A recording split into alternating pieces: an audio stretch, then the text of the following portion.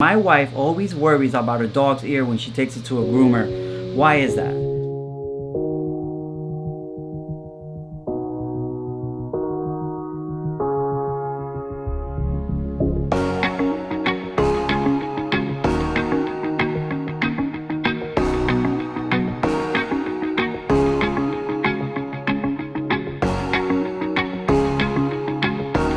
I had been in the printing business for 25 years. I've been at the same company for almost 20 years, and COVID hit and I lost my job. Didn't know what to do at that point, and my wife said, well, you always talked about being a mobile groomer. We went and talked to our mobile groomer, Sally. Said, I think you would be great at it. Why don't you spend the day with me? And I spent the day with her grooming some dogs at her house, and she said, I'm gonna make a call to the school where I graduated. Said very hard to get in. People come from all over the world, but I will see if I can help out. And sure enough, by September I was in.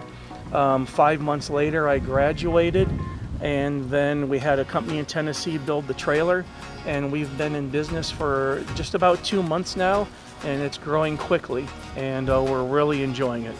Those people who worry about their dog's ears getting cut, what's your approach? The ears are tricky to trim around because they're so thin, and the clippers, they can get cut in there very easily.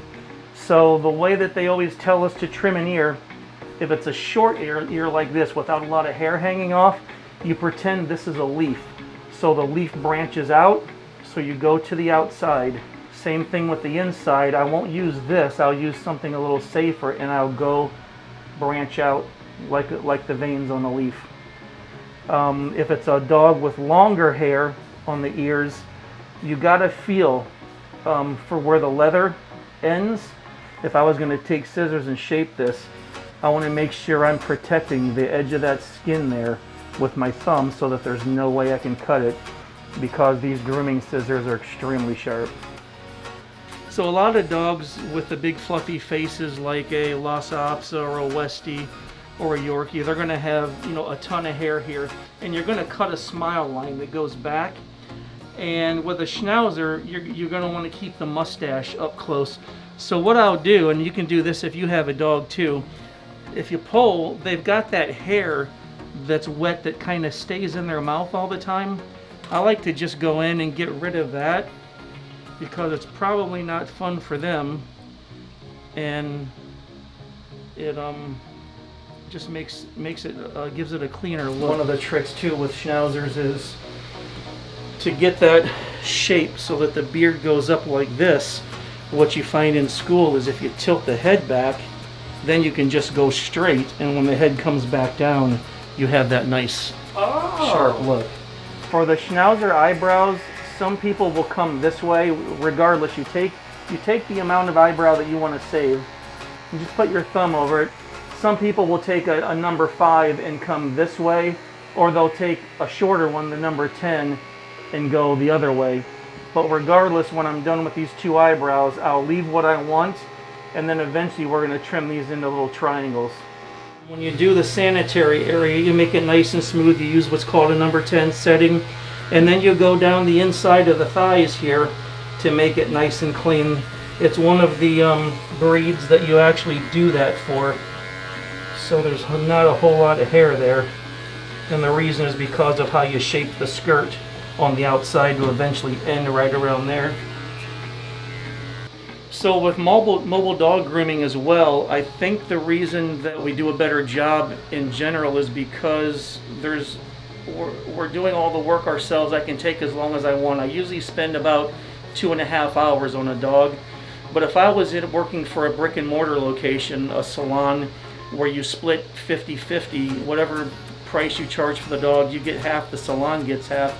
Then it becomes an assembly line where you're just trying to get through as many dogs as you can by the end of the day, and the work really suffers when you do that. And it's nice to work for yourself and be able to do 3 or 4 dogs a day, spend 2.5, 3 hours with a dog, and make more money than you would have made at a salon, and you're making it convenient for the people that come into their house. Every boy dog that I finish, I either put a necktie or a bow tie on, and every female dog I put a bow or feathers. And to put the feathers in, they have to have long hair left up on their ear. And I've had a lot of clients say that that meant the world to them, and we'll go by a few days later and see them walking their pet, and they'll still have the bow tie or the necktie on. It's something that they look forward to, and people have sent us pictures later in the day after we get home to show us the pictures they've taken to put online.